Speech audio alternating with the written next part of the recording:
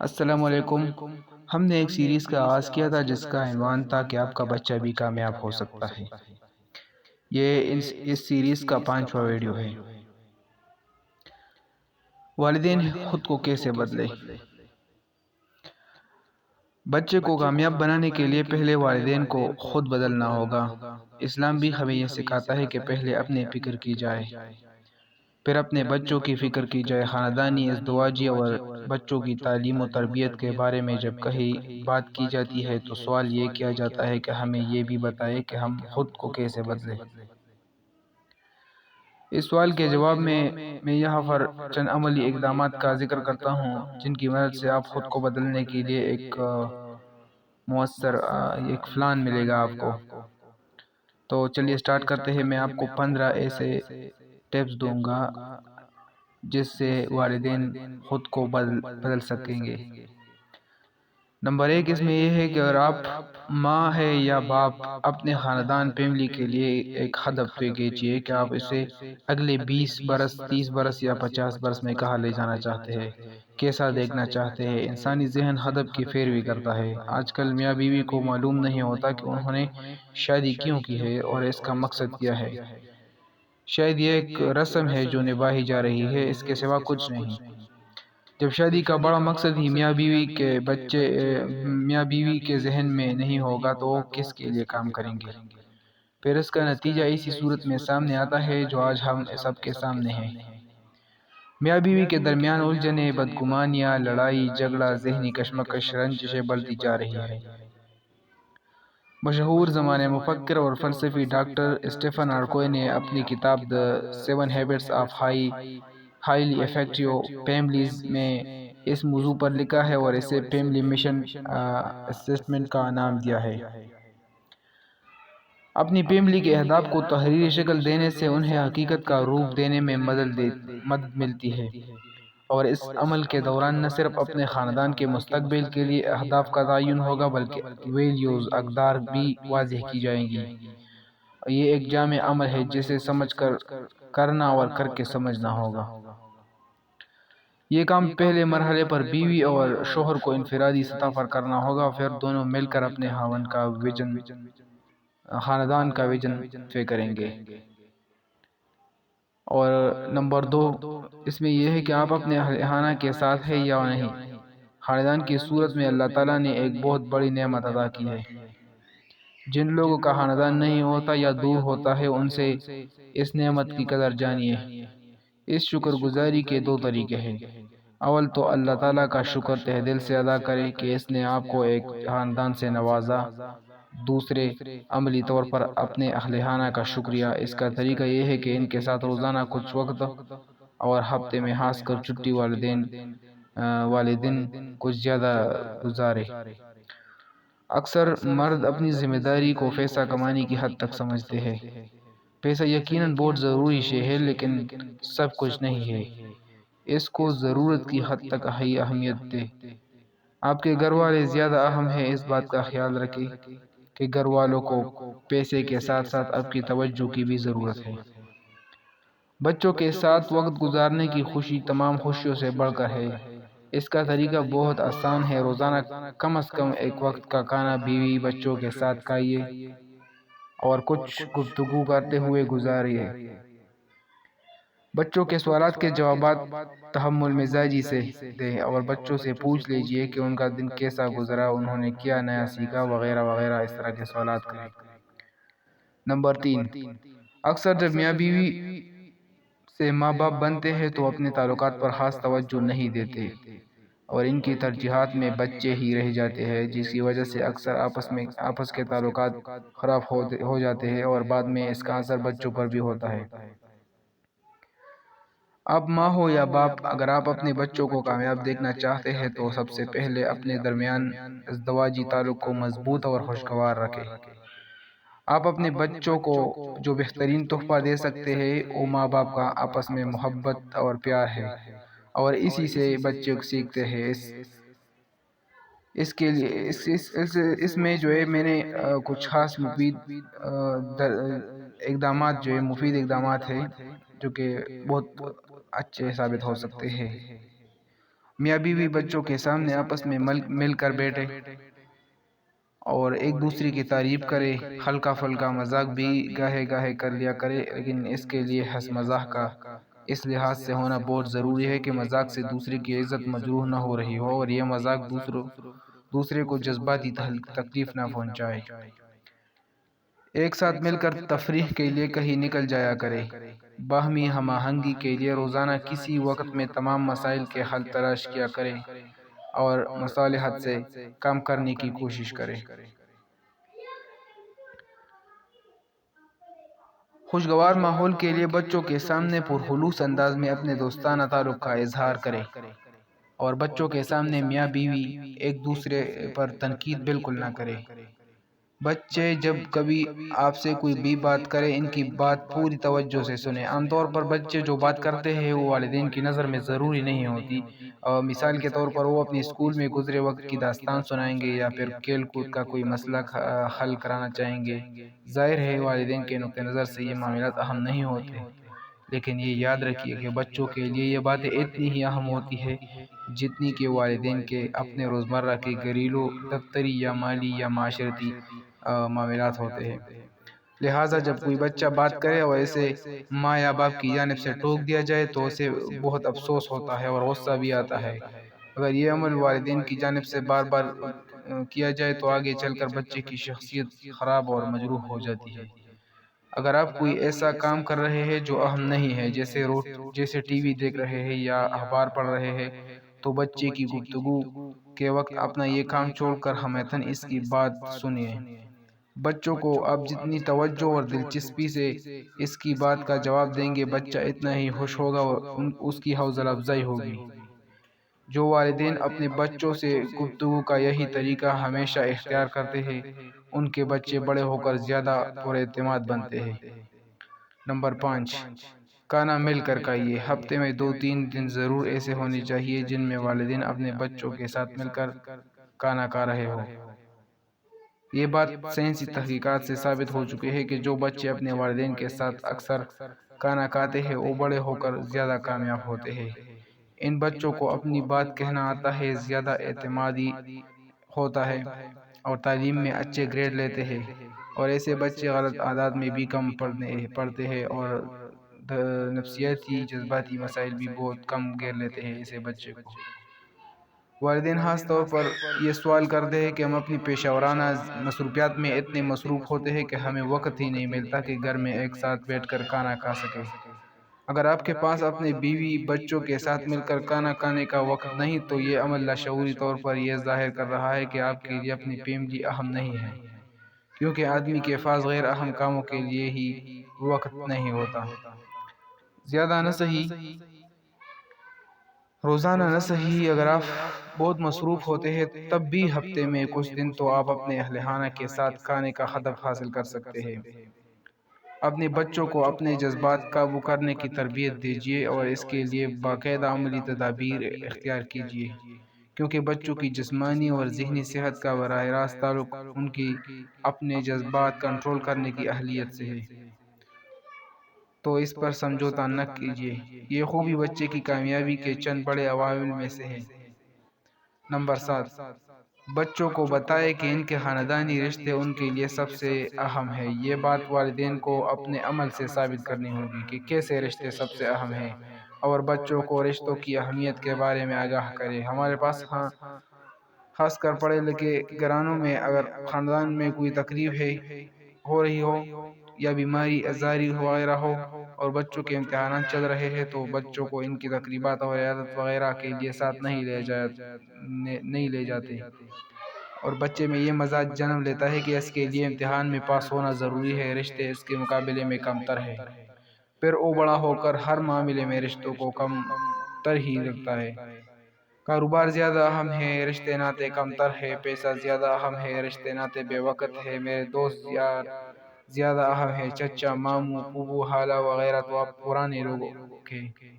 اس طرح کے الفاظ آپ کو پھر ملیں گے۔ ہم اگرچہ یہ باتیں اپنی زبان سے نہیں کہتے، لیکن ہمارا عمل اسی مزاج کو ثابت کرتا ہے۔ یاد رکھیں کہ دنیا میں سب سے اہم شے انسانیت ہے، آپ کی تعلیم اور کاروبار سے بھی زیادہ۔ پھر انسانیت میں رشتہ داروں میں سب سے اہم، سب سے قریبی رشتہ دار ہے۔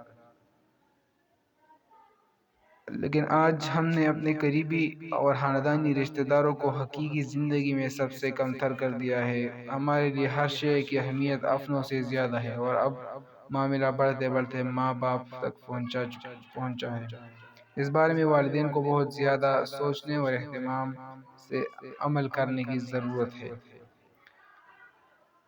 بچوں کی حدود متعین کیجیے۔ نمبر 8، گھر میں ڈسپلن کے لیے یہ بہت ضروری ہے۔ جیسے کسی ادارے میں باقاعدہ ضوابط ہوتے ہیں، ایسے ہی گھر کے قوانین اور ضوابط ہونا بھی ضروری ہے۔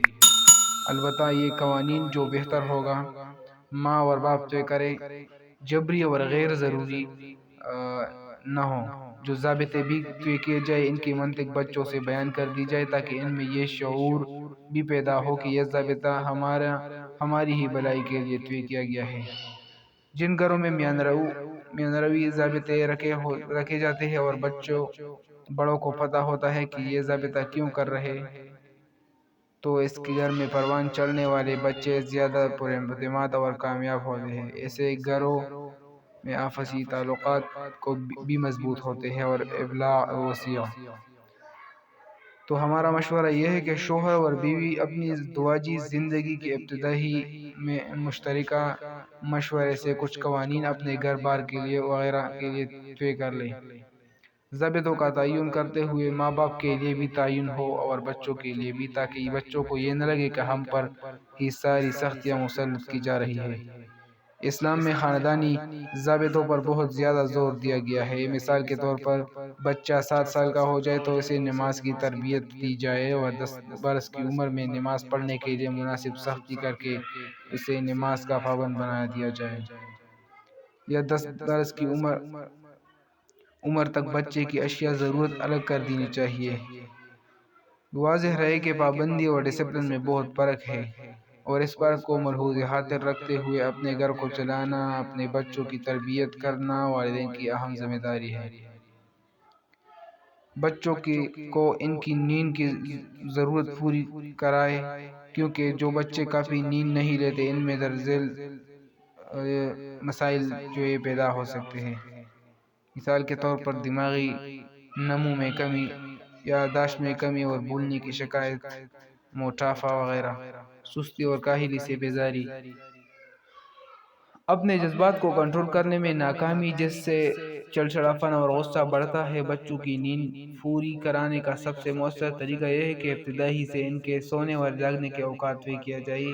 خاص طور پر بچوں کو جلد بستر جانے کا عادی بنانے کے لیے ضروری حد تک سختی کرنی پڑے گی۔ یہ کام ابتدا میں کر لیا گیا تو آگے چل کر بچوں کی صحت بخش عادات ہوں گے، اور نیند کی کمی سے جو بہت سے مسائل جنم لیتے ہیں، بچے ان سے محفوظ رہیں گے۔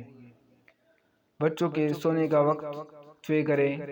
اس وقت ان کے کمرے کی روشنیاں بند کر دیں، اور کسی بچے کو اس وقت کے بعد کمرے میں روشنی کرنے کی اجازت نہ ہو۔ نمبر 10، نتیجے پر نہ جائیے، طریقہ کار پر توجہ دیجیے۔ بچوں کے معاملے میں طریقہ کار پروسیس ہی وہ شے ہے جو آپ کے بچوں کی تربیت کرے گا۔ یہی طریقہ کار آئندہ زندگی میں اس کے کامیاب ہونے یا ناکام ہونے کا ذریعہ ہے۔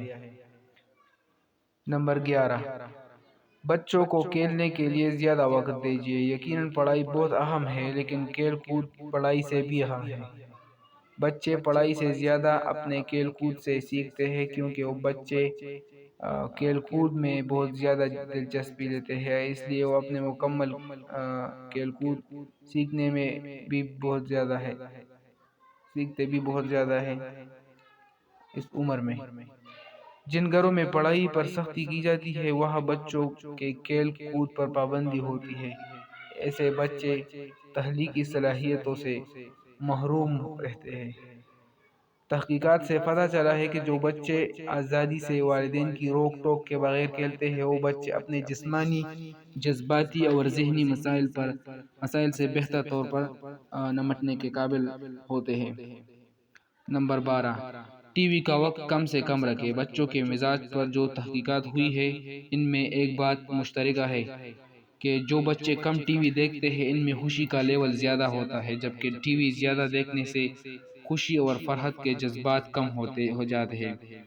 4000 سے زائد طلبہ پر کیے گئے مطالعے سے معلوم ہوا کہ جن بچوں نے زیادہ ٹی وی دیکھا ان میں مجموعی طور پر ڈپریشن کی سطح زیادہ پائی گئی۔ بالفاظ دیگر خوش لوگ ٹی وی کم دیکھتے ہیں اور ٹی وی زیادہ دیکھنے والے زیادہ ناخوش ہوتے ہیں۔ بچوں کو ٹی وی سے دور کرنے کا سب سے آسان اور مؤثر طریقہ یہ ہے کہ والدین خود بھی ٹی وی دیکھنے کے اوقات انتہائی کم کر دیں۔ اگر بچے بڑے ہو گئے ہیں اور اب یہ شعور آپ کو مل رہا ہے تو گھر میں اس حوالے سے والدین اپنے بچوں کو بٹھا کر مشورہ کریں کہ ٹی وی دیکھنے کا دورانیہ کم کرنے کے لیے ہمیں کیا کرنا چاہیے۔ نمبر 13، بچوں کا جرنل بنوائیے۔ یوں بھی لکھنے کی عادت بہت کم ہو گئی ہے۔ اسکول سے دیا گیا ہوم ورک تو بچوں کی مجبوری ہوتا ہے، لیکن اگر آپ اپنے بچوں کو کامیاب دیکھنا چاہتے ہیں تو انہیں گھر پر جرنل لکھنے کا عادی بنائیں۔ دنیا میں جتنے بھی کامیاب لوگ ہیں وہ سب جرنل لکھتے ہیں۔ اس کے بغیر کامیاب لوگ کے پاس کوئی تدبیر صورت نہیں ہے۔ نمبر 14، بچوں کو انتخاب کا موقع دیجیے۔ یوں بچوں میں فیصلہ کرنے کی اہلیت پروان چڑھے گی، اور جو بچے بچپن میں چھوٹے چھوٹے فیصلے کرتے ہیں وہ بڑے ہو کر بڑے فیصلے بھی پورے اعتماد سے کرتے ہیں۔ آپ بچوں سے انتخاب کیسے کروا سکتے ہیں؟ یہ چند مشورے میں آپ کو دوں گا۔ بچوں کا دن جو ہے، سب سے پہلے بچوں کا دن بھر کا شیڈول ترتیب دلوائیے۔ دوسرا، بچوں سے پوچھئے کہ چھٹی والے دن وہ کیا کھانا چاہتے ہیں۔ تیسرا، اگر گھومنے کا ارادہ کیا ہے تو ان کی رائے سے مقام کا تعین کیجیے۔ اور چوتھا، بچے کو سزا دینی ہے تب بھی اس سے پوچھ لیجیے کہ وہ کون سی سزا کو ترجیح دے گا۔ مضامین کے انتخابات کے وقت اسے گروپ کا انتخاب خود کرنے دیجیے۔ ماہرین نفسیات کے مطابق جن بچوں کو اپنے گھر میں ان کے والدین کی طرف سے انتخاب کا موقع ملتا ہے وہ اسکول میں دوسرے بچوں سے 25 سے 30% بہتر کارکردگی دکھاتے ہیں۔ بچے جس طرح بڑے ہوتے جائیں گے ان کے لیے انتخاب کی آزادی بھی بڑھاتے جائے۔ ہاں، ان پر نظر رکھنا آپ کی ذمہ داری ہے کہ وہ اپنے انتخابات کی آزادی کے باوجود اپنی حدود میں رہیں۔ خود انتخاب کرنے والے بچے زیادہ کامیاب اور زیادہ خوش ہوتے ہیں، کیونکہ انہیں اپنے انتخابات پر بھروسہ ہوتا ہے، اور وہ غلط نتائج حاصل کرے تب بھی ان نتائج کی ذمہ داری قبول کرنے کو تیار ہوتے ہیں۔ اور نمبر 15 اور آخری، جن گھروں میں ماں باپ آپس میں ہر دن لڑتے جھگڑتے رہتے ہیں اس گھر کے بچوں کی تعلیمی کارکردگی بہت ہی کم ہوتی ہے۔ وہ نشے وغیرہ کی طرف جلد مائل ہوتے ہیں اور ان میں جذباتی مسائل بھی زیادہ جنم لیتے ہیں۔ ایسے بچے بڑے ہو کر زندگی میں جلد پریشان اور مایوس ہو جاتے ہیں۔ اگر آپ استاد ہیں اور آپ کا کوئی طالب علم بہت زیادہ پریشان ہے یا پڑھائی میں پیچھے ہے تو آپ اس کے گھریلو حالات معلوم کر کے دیکھ لیجئے۔ آپ کو پتہ چلے گا کہ اس کے ماں اور باپ ہر دن جو ہے آپس میں لڑتے رہتے ہیں۔ اس پر بھی زیادہ افسوس کی بات یہ ہے کہ ماں باپ کی لڑائی کا سبب کوئی بڑا نہیں ہوتا، روزمرہ کی معمولی چیزیں ہوتی ہیں، جیسے کھانا وقت پر کیوں نہیں ملا وغیرہ وغیرہ، کھانے میں نمک یا مرچ زیادہ کم ہو گئی، میرے کپڑے کیوں استری نہیں کی وغیرہ، اس طرح کی باتوں پر جھگڑے ہوتے ہیں۔ تو میاں بیوی کے درمیان چھوٹی چھوٹی یہ باتیں بچوں پر گہرے منفی اثرات مرتب کرتی ہے۔ نتیجتاً بچے جو ایک کمزوری کا شکار ہو کر اور ان میں اعتماد بھی نہیں ہوتا ہے اور اپنے مستقبل سے مایوس ہو جاتے ہیں، ذمہ داریوں سے بھی بھاگتے ہیں اور فرار کے لیے غیر مناسب طریقے اختیار کرتے ہیں۔ آپ میاں ہیں تو یا بیوی، آپ دونوں کے درمیان گھریلو بدگمانیاں اکثر جنم رہتی ہے۔ تو پہلے اپنے رویے اور برتاؤ پر نظر ثانی کریں۔ اپنے شریک حیات سے توقع بعد میں کیجیے گا، پہلے خود کو بدلے۔ خاص کر شوہر کو چاہیے کہ وہ اپنی بیوی کے ساتھ سب سے اچھا برتاؤ کرے، کیونکہ حضرت ابو ہریرہ رضی اللہ عنہ سے روایت ہے کہ رسول اللہ صلی اللہ علیہ وسلم نے فرمایا کہ یعنی کامل ایمان والا وہ شخص ہے جو اخلاق میں اچھا ہو، اور تم میں سے بہترین وہ لوگ ہیں جو اپنی گھر والوں کے حق میں بہتر ہو۔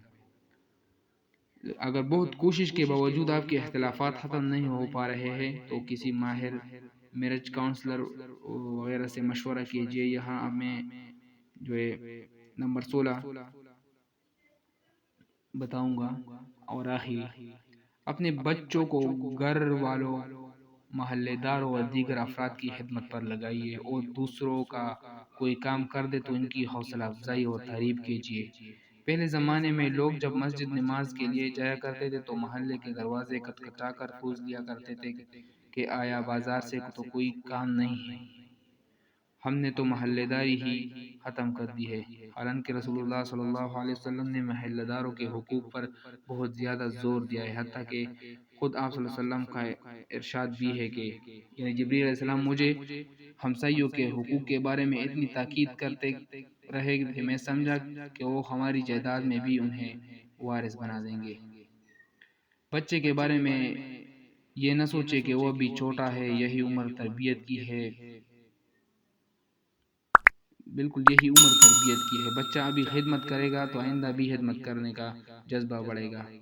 عبدالستار عیدی مرحوم جو ہے دنیا کے سب سے بڑے خدمت گار اس لیے بن گئے کہ بقول انہی کے ان کی والدہ اسکول جاتے ہوئے انہیں 2 سکے دیتی تھی، ایک اپنے خرچ کے لیے اور دوسرا کسی ضرورت مند کی مدد کے لیے۔ ڈاکٹر مارک ہولڈر نے 2008 میں 8 سے 12 سال کے بچوں پر تحقیق کے بعد یہ نتیجہ حاصل کیا کہ جن بچوں کے والدین انہیں تحفہ دے کر ان سے کہتے ہیں کہ وہ یہ تحفہ دوسرے بچوں کو دے تو ایسے بچے تحفہ لینے سے زیادہ تحفہ دے کر خوشی محسوس کرتے ہیں۔ ایسی ہی ایک تحقیق جو 3 سے 5 برس کے بچوں پر کی گئی، اس سے بھی یہی نتائج سامنے آئے۔ اس لیے اپنے بچوں کی حوصلہ افزائی کیجیے اور دوسروں میں بانٹیں۔ سب سے بڑا تحفہ آپ کی جانب سے آپ کی جسمانی خدمت ہے جو آپ کسی کو دے سکتے ہیں۔ نمبر 17، بچوں پر غصہ اور تشدد سے بالکل پرہیز کیجیے۔ غصہ کم ہو یا زیادہ ہر طرح سے بچے کی شخصیت نمودار اور مستقبل کے لیے زہر قاتل ہے۔ ماہرین نفسیات کہتے ہیں کہ جب کسی بچے پر غصہ کیا جاتا ہے تو اس وقت اس کی سوچنے کی قوت جامد ہو جاتی ہے اور دوسری جانب والدین غصہ کر کے چاہتے ہیں کہ بچہ وہ جلد از جلد کام کر ڈالے جس کا اسے کہا گیا ہے۔ اگر آپ کو اپنے بچے پر بہت غصہ آتا ہے تو آپ کا اپنی اس عادت کو بدلنا آپ کے بچوں کی کامیابی کے لیے بہت ضروری ہے۔ اس کے لیے میں کچھ مشورے آپ کو دوں گا کہ روزانہ 10 منٹ مائنڈ فلنس مراقبہ کرنے کا معمول بنائیں۔ اس سے اپنے جذبات کو کنٹرول کرنے کی عادت پختہ ہوگی۔ بچوں سے جب بھی ملے اپنے چہرے پر غصے کی بجائے مسکراہٹ سجائی رکھے۔ اپنی دفتری پریشانیوں اور الجھنوں کو دفتر ہی میں چھوڑ کر آئے۔ غصے اور ناراضگی کے درمیان فرق کو سمجھے۔ غصہ برا ہے مگر ناراضگی مفید ہے۔ ناراضگی بچے کی اخلاقی اور شخصی تربیت کے لیے بہت ضروری ہے۔ جب آپ اس کے کسی بات پر ناراض ہوتے ہیں تو اس کی ناراضگی سے احساس ہوتا ہے کہ اس نے کچھ غلط کیا ہے، لہٰذا وہ آئندہ اس عمل سے احتراز کرتا ہے۔ لیکن غصہ بعض اوقات بچے کو ضد پر اکساتا ہے اور بچہ پھر وہی کام کرتا ہے جس کی وجہ سے آپ اس پر غصہ ہوئے یا مار پیٹ کی ہے۔ 18 نمبر یہ ہے کہ اپنے شریک حیات کی غلطیوں اور خطاؤں کو معاف کیجیے تاکہ بچے بھی معاف کرنا اور درگزر کرنا سیکھیں۔ مثبت نفسیات پازیٹیو سائیکالوجی کے بانی ڈاکٹر مارٹن کے مطابق بچوں میں خوشی کا ایک بنیادی عامل ان میں معافی اور درگزر کرنے کا جوہر ہے۔ جو لوگ دوسروں کی خطائیں معاف نہیں کرتے وہ زیادہ ڈپریشن اور انزائٹی کا شکار رہتے ہیں۔ جن والدین اور بچوں میں درگزر کرنے کی خوبی ہوتی ہے وہ ماضی کے منفی احساسات کو مثبت جذبات میں بدلنے کے قابل ہوتے ہیں اور یوں ان کے اندر خوشی اور اطمینان بڑھتا ہے۔ پچھلی باتیں جتنی بھی ہوتی ہے بار بار دہرانے کی عادت ختم کیجیے، یعنی دوسروں کی پرانی باتیں وقتاً فوقتاً لے کر نہ بیٹھ جائیے۔ جو ہو گیا سو ہو گیا، وقت گزرنے کے بعد اس کا تذکرہ بعد میں کرنے سے کوئی فائدہ نہیں ہے۔ اس سے مزاج بدلتا ہے اور بچوں میں بھی یہی مزاج پختہ ہوتا ہے۔ اس لیے جس نے جو کیا وہ ماضی کا قصہ تھا، اب حال کی بات کیجیے۔ بچوں کے سامنے اپنے ماتحت و خادموں اور وغیرہ کو ڈانٹنے اور ڈپٹنے سے باز رہیے۔ یہ نہیں ہو سکتا کہ آپ دوسروں کو معاف نہ کریں اور بچوں سے چاہے کہ ان میں درگزر کا مزاج تشکیل پائے۔ اس کے علاوہ یہ ایک مذاق ہو سکتا ہے جو آپ لاشعوری طور پر اپنے بچوں سے کریں گے۔ بچوں میں مثبت سوچنے کی عادت ڈالیے۔ مثبت سوچ کی ضرورت و اہمیت سے تو آج کوئی بھی عقل مند انکار نہیں کر سکتا۔ بچوں کے لیے تو یہ بہت سی ضرورت ہے۔ ڈاکٹر سیلگمن کا کہنا ہے کہ جو بچے مثبت سوچ رکھتے ہیں اور پر امید رہتے ہیں وہ مایوس کم ہوتے ہیں اور خوش زیادہ رہتے ہیں۔